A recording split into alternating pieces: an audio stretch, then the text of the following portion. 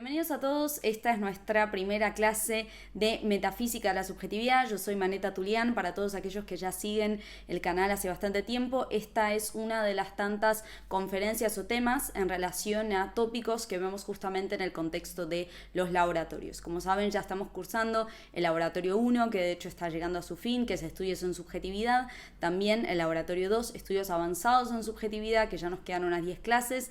Y luego ya a fin de año retomaremos de nuevo, ya podríamos decir, con la cuarta edición de lo que serían el laboratorio 1 y la segunda edición del laboratorio 2. Como saben, yo siempre propongo repensar el tema de la subjetividad y además reintroducir la cuestión de la subjetividad no solamente como tema de la filosofía, sino también dentro del discurso filosófico de la política, de la psicología, de la estética y demás. Así que hoy vamos a ver metafísica de la subjetividad. Vamos a entender por un lado qué es la metafísica de la subjetividad, qué es la metafísica, por qué se transforma en metafísica de la subjetividad, qué rol tiene la metafísica de la subjetividad en la modernidad y por qué en general es importante comprender esta época de la modernidad y esta aproximación a la subjetividad y en general para poder entender, siempre trazando, ¿no?, las paralelas entre las distintas instancias o digamos áreas del saber de una época en particular, para que justamente en la época moderna podamos empezar a hablar de metafísica de la subjetividad. Hablemos ahora de tres conceptos que están intrínsecamente relacionados y se complementan y se determinan, de hecho, unos a otros, que son el de modernidad, metafísica y subjetividad.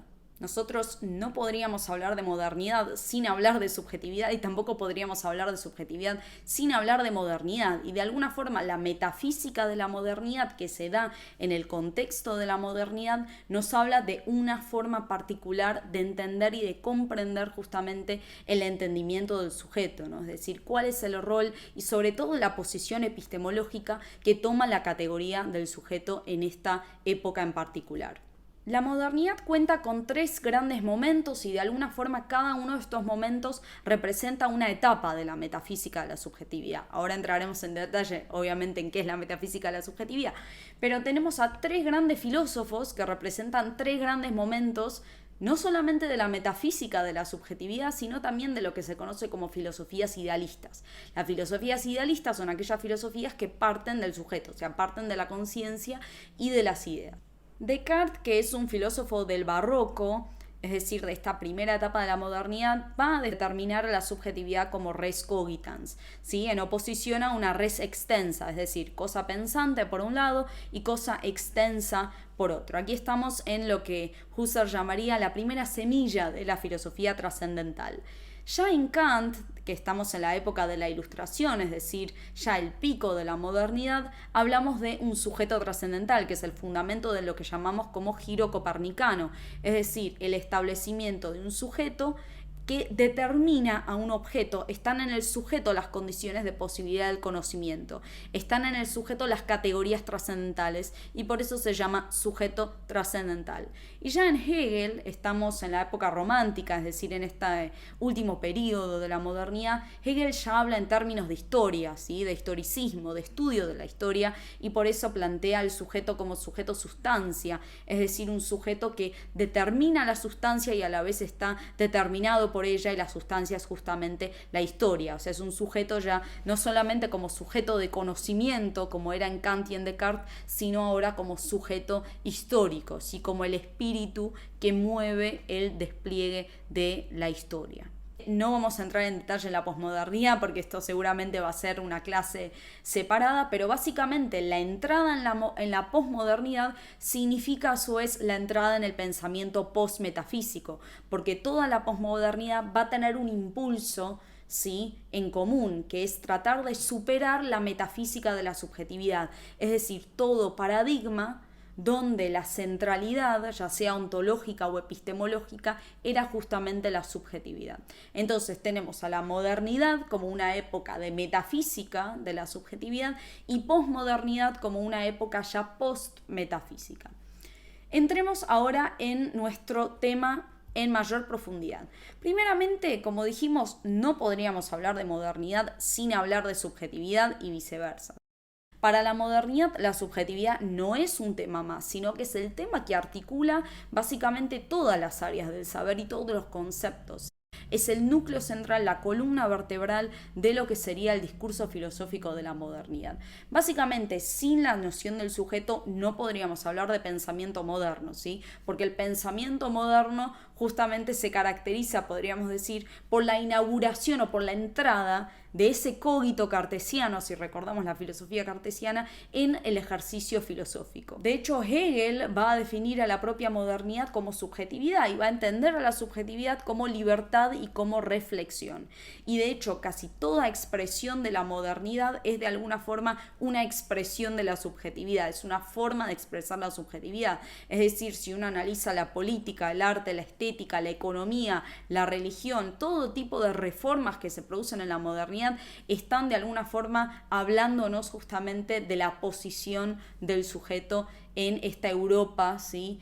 Occidental del principios del Renacimiento hacia el final de la modernidad. De hecho, Habermas nos dice que hay 4 ejes que constituyen a la modernidad, que son el individualismo, el derecho a la crítica, la autonomía de acción y la filosofía idealista. Y hay una pregunta que lanza Edmund Husserl en su obra La crisis de las ciencias europeas y la fenomenología trascendental, que es básicamente la siguiente, ¿no? En la medida en la que es la razón cognoscente la que determina lo que es, ¿pueden separarse acaso la razón y lo que es?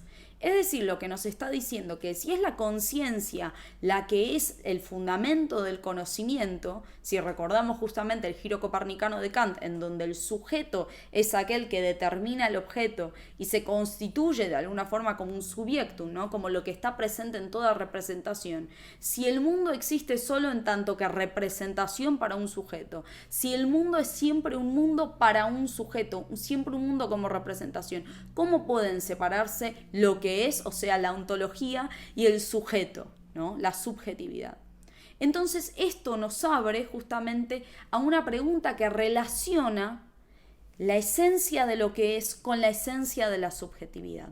Porque si la subjetividad, y esta es la clave, si la subjetividad determina lo que es, si yo quiero acceder a lo que es y el único medio que tengo para acceder a lo que es a través de mi subjetividad y no puedo prescindir de ella, entonces toda pregunta por el ser, toda pregunta por el mundo no se puede responder antes sin pasar por la pregunta por la subjetividad, porque la subjetividad es esa condición necesaria y apodíctica para toda relación con el ser, para todo conocimiento del ser, para toda experiencia del ser. Entonces, en la modernidad, la revolución científica va a abrir toda una época atravesada por el problema del conocimiento, ¿no? Es decir, hay un problema fundamental que es conocer el mundo. Con la revolución científica el mundo se vuelve un objeto para ser conocido, ¿sí? Y el problema del conocimiento va a poner al sujeto justamente como fundamento del conocimiento, porque yo no puedo conocer el mundo si no conozco primero al sujeto, porque el sujeto es esa base, como mencionamos, para todo conocimiento del mundo. De hecho, el giro copernicano de Kant, que coloca al sujeto en el centro en vez del objeto, es decir, es el sujeto el que tiene las categorías para poder conocer, no es el objeto. Las categorías no están en el objeto como estaban en la metafísica aristotélica, sino que ahora están en el sujeto. Y la subjetividad se va a convertir entonces en la plataforma giratoria, podríamos decir, de toda metafísica, que ahora es metafísica de la subjetividad. El individuo se coloca como subjectum, es decir, es el fundamento, es el principio epistemológico. Si se acuerdan el concepto de Aristóteles, el de hipokeimenon, que es decir, hipokeimenon, era el fundamento, era lo que está debajo de todo lo que existe. Ahora, el fundamento, o sea, lo que está debajo de todo lo que existe, no es la sustancia como la entendía Aristóteles en términos de hipokeimenon, sino que ahora es el sujeto, o sea, es el subjectum, es ese fundamento que nunca cambia en un mundo de accidentes. Entonces, acá, y ahora vamos a entrar en detalle cuando entremos en metafísica, pero la pregunta por el ser, como dijimos, que después va a reintroducir Heidegger en su crítica a la metafísica de la modernidad, pero se va a convertir justamente en una pregunta por el conocimiento, que es una pregunta justamente por la subjetividad, porque en el sujeto están las condiciones para conocer, en el sujeto están las condiciones para experimentar. Entonces, toda nociología, toda epistemología, primero tiene que interesarse por la subjetividad, porque justamente ahí están las condiciones de posibilidad del conocimiento, porque ahí está justamente de antemano la condición de posibilidad de toda experiencia, o sea, el subjectum. Y toda forma de conocimiento, toda experiencia depende siempre de la subjetividad, porque es el marco de toda representación. Y ahora, en cuanto a teoría de conocimiento, de hecho hay dos perspectivas, porque hay una perspectiva que nos va a decir, que es la perspectiva objetivista, que todo conocimiento del mundo es objetivo, ¿sí? Porque el acceso al mundo exterior es de forma objetiva, es decir, podemos alcanzar el conocimiento objetivo y el sentido del mundo ya está determinado a priori en el mundo, o sea, ya están las cosas. Pero después está la otra beta de la epistemología, que es aquella subjetivista, es decir, que todo conocimiento del mundo, todo acceso al mundo exterior es de forma subjetiva y todo conocimiento es subjetivo. El conocimiento solo puede ser subjetivo, porque el sentido no está a priori en el mundo, sino que lo impone a posteriori justamente el sujeto, que es el origen de todo sentido. Ahora bien, hasta entonces hablamos de metafísica, pero no dijimos qué es la metafísica y por ende la metafísica de la subjetividad. Primero que nada, que la metafísica es la rama de la filosofía que se encarga de elaborar ideas, principios o categorías de ordenamiento y de entendimiento de lo real. Básicamente, establecer principios con los cuales nosotros conocemos lo real. Para Descartes, la metafísica es la primera parte de la verdadera filosofía, ¿sí? De hecho es la filosofía primera y contiene los principios del conocimiento. En Habermas hay una obra, de hecho, si les interesa este tema en profundidad, que se llama Pensamiento Postmetafísico y por ende ahí Habermas explica un poco más sobre lo que es la metafísica y Habermas la define como la tradición de idealismo filosófico que va básicamente desde Platón hasta Hegel, ¿sí? Pasando por Plotino, por Descartes, por Spinoza, por Leibniz, Kant, Fichte, Schelling, etc. Y los aspectos claves del pensamiento metafísico son, primero, pensamiento identitario, es decir, que algo es igual a otra cosa. Segundo, el idealismo, como dijimos, pensamientos que parten de la conciencia. Tercero, filosofía primera como filosofía de la conciencia, que es un poco el derivado del idealismo. Y como último, concepto fuerte de teoría, ¿sí? Son filosofías de tipo especulativo, podríamos decir. Y además la idea de lo uno y de lo múltiple, ¿sí? Que es una relación básica del pensamiento metafísico. Porque si dijimos que la metafísica es esta disciplina que establece los principios primeros a través de los cuales o a partir de los cuales conocemos lo real, entonces yo tengo que subordinar lo múltiple, lo todo, a lo uno, ¿sí? Por ejemplo, idea de verdad, idea de justicia, idea de sujeto. Eso implica que se traza un denominador común de lo uno que reúne a todas esas verdades o justicias o sujetos o todo concepto, ¿sí? Además, se produce en la historia de la metafísica, y esto es lo que nos interesa, un cambio de enfoque. Es decir, en la antigua Grecia la metafísica era una metafísica del ser, era una metafísica cuyo fundamento era justamente la ontología. Es decir, si yo quiero conocer la entidad de las cosas, quiero conocer el ser del mundo, tengo que primero estudiar a las cosas. Las esencias, los principios están en las cosas, no están en el sujeto. El giro de la metafísica se produce justamente en la modernidad. Cuando yo para conocer lo real no pongo los principios en lo real, pongo los principios en la conciencia, porque en la conciencia están las categorías a priori para poder conocer lo real. En las categorías mentales, como diríamos en términos kantianos, en las categorías a priori sintéticas, es donde están las condiciones de posibilidad de todo conocimiento. Entonces la metafísica ya no es una metafísica del ser, ya no es una metafísica cuyos principios están en las cosas, sino que los principios están en el sujeto, en la subjetividad. Entonces pasamos de metafísica del ser a metafísica de la subjetividad. Contrastemos ahora de una forma mucho más esquemática estas metafísicas. Por un lado, la metafísica del ser, de la filosofía clásica, y por otro lado, la metafísica de la subjetividad de la filosofía moderna. La metafísica del ser tiene su origen en la filosofía de la antigua Grecia y se extiende básicamente hasta la Edad Media, ¿sí? Por otro lado, la metafísica de la subjetividad es un producto de la modernidad. La metafísica del ser se interesa por lo que el ente es, y para estudiar lo que el ente es, tiene que estudiar las cosas, tiene que estudiar el mundo. Por otro lado, la metafísica de la subjetividad se interesa por lo que el ente es para el sujeto, porque claro, en el sujeto es donde están las condiciones de posibilidad de conocer. La metafísica del ser se enfoca entonces en el objeto, eso que Aristóteles llamó el hipokeimenon, o sea, el fundamento que no cambia en un mundo de accidentes, esa sustancia que subyace en todas las cosas y que es el principio de lo real. La metafísica de la subjetividad estudia al sujeto, porque las condiciones de posibilidad del conocimiento o los principios para poder comprender lo real están en el sujeto, no están en el objeto. Entonces, el fundamento de la metafísica a la modernidad es el giro epistemológico, es el interés por el conocimiento.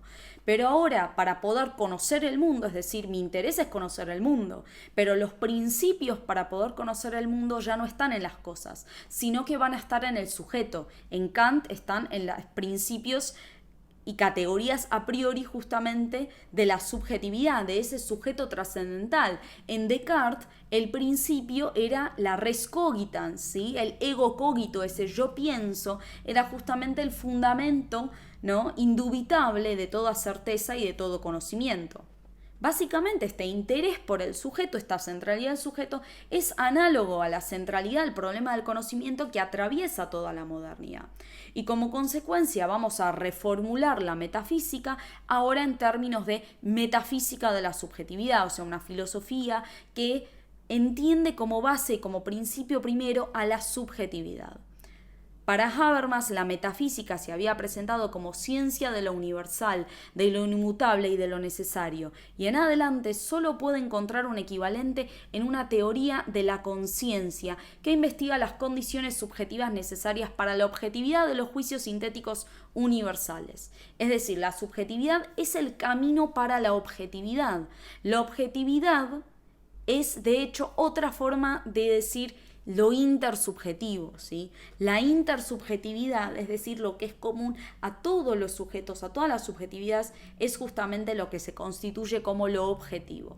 Y la base para este tipo de teoría filosófica es la autorreflexión, o sea, es el ejercicio que el filósofo tiene que hacer justamente consigo mismo. Es una nueva relación que el sujeto tiene consigo mismo, ¿sí? Y que abre el acceso de toda una esfera de representaciones que antecede al mundo de los objetos representados, ¿sí? Abre el espacio del mundo subjetivo. Si se acuerdan, había sido con Descartes y desde Descartes que se había abierto el pensamiento filosófico moderno justamente como metafísica de la subjetividad, porque Descartes fundamenta el ejercicio filosófico partiendo de la actividad del yo. Todo ejercicio filosófico parte del yo y la verdad tiene que ser primero mi verdad, obviamente fundamentándose en lo objetivo y de forma absoluta, es una verdad universal la que busca Descartes, pero tengo que comenzar por mi propio saber, por mi propio ejercicio filosófico, por mi propia autorreflexión. Y esto genera obviamente un mundo escindido, un mundo quebrado entre el mundo interno y un mundo externo, ¿no?, que marca esta distinción entre el sujeto y el objeto, ¿no? Y este esquema sujeto-objeto es un esquema típico del acto de conocer, es un esquema típico del paradigma nociológico, porque yo para conocer algo tengo que separarme de esa cosa, tengo que tomar una distancia, tengo que mantenerme, ¿no?, con cierto distanciamiento para poder analizar, conocer, examinar ese objeto. El acto de conocer implica una relación sujeto-objeto. Como decía Husserl, ¿no?, que hay un mundo escindido ahora, un mundo escindido entre naturaleza en sí y un tipo de ser diferente a ella, que es el ente psíquico. Divino o humano, el ser psíquico es siempre subjetividad. Entonces, sintetizamos.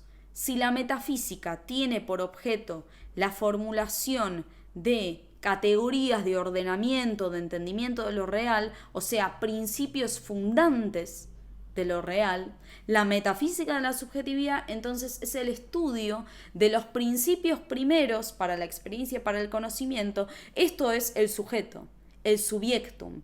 Eso ya siempre supuesto de antemano en toda representación dentro de este contexto gnóstico-epistemológico de la propia modernidad, en donde el mundo se vuelve una representación para el sujeto, siempre es un mundo para el sujeto.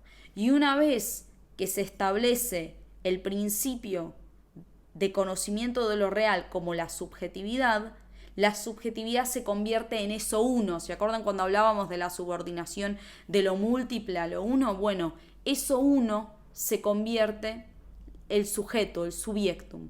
Y hablar de metafísica de la subjetividad es hablar de un esquema de pensamiento donde el fundamento de la realidad se explica justamente por el principio de la subjetividad. Se trata de una posición filosófica para la que la explicación de lo real es en base a ese ser humano como sujeto. El hipokeimenon es ahora el yo, es el cogito. La pregunta por el ser, como dijimos, no puede responderse sin pasar antes por la pregunta por la subjetividad, por ese intermediario de la subjetividad, porque ella es la condición de posibilidad de aprehensión del ser, de conocimiento del ser, de experiencia del ser. Básicamente, sin sujeto no puede haber conocimiento, no puede haber experiencia, no puede haber pensar, no puede haber un pensar del mundo. El hecho de que algo se dé como algo, de que algo tenga un sentido en una conciencia, ocurre solo en el marco de la subjetividad. Y de alguna forma conocer implica, ¿no?, enmarcar el mundo en una conciencia. No significa que el mundo no exista si no hay una subjetividad, pero el mundo como sentido, el mundo como experiencia, existe solamente en tanto que hay una subjetividad que la experimenta o que la piensa o que la conoce. Este tema, de hecho, es muy interesante porque lo reformula más adelante Edmund Husserl en términos de fenomenología, ¿sí? Y a través de la epogé como método fenomenológico, donde el mundo queda en suspensión, ¿no? Es decir, no importa si el mundo existe o no existe, lo que importa es que el mundo se me aparece.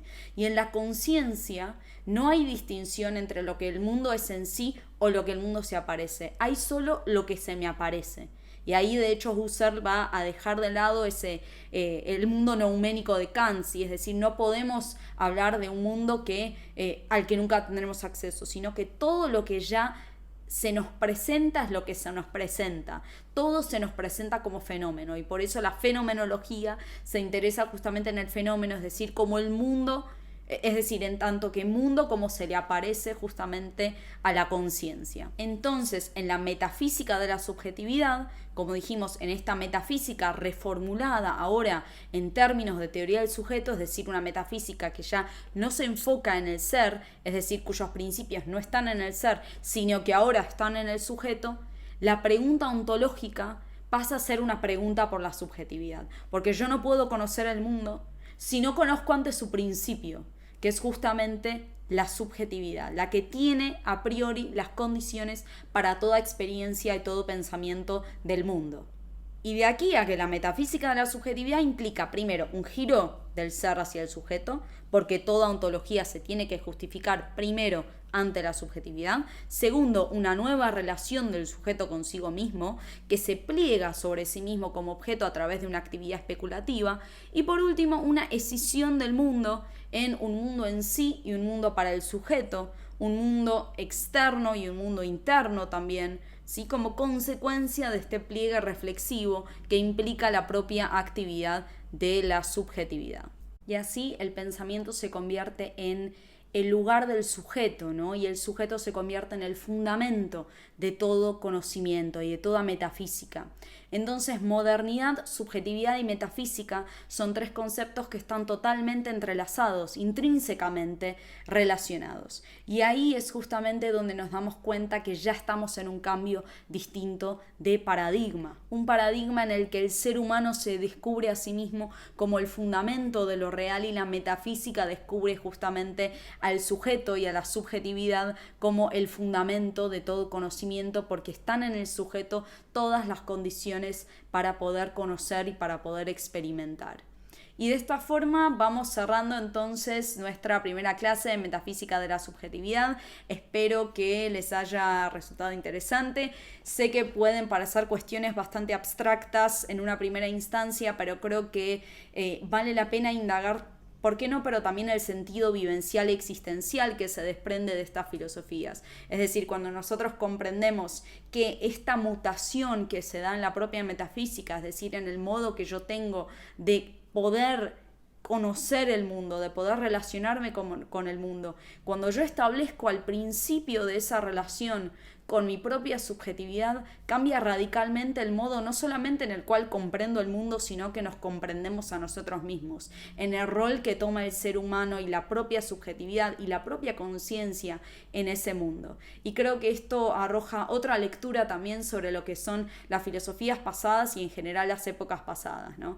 Y otro día podremos hacer, ¿por qué no? Esto es de hecho un ejercicio que hacemos bastante seguido en los laboratorios, es uno de las claves metodológicas, que es estudiar en este transcurso de la metafísica del ser a la metafísica de la subjetividad también desde una perspectiva transversal, es decir, ver todos los acontecimientos que suceden paralelamente en arte, en estética, en política, en economía, en acontecimientos históricos, es decir, todo lo que va gestando ese entendimiento, porque lo que pasa en filosofía no es independiente a lo que está pasando en las otras áreas del saber.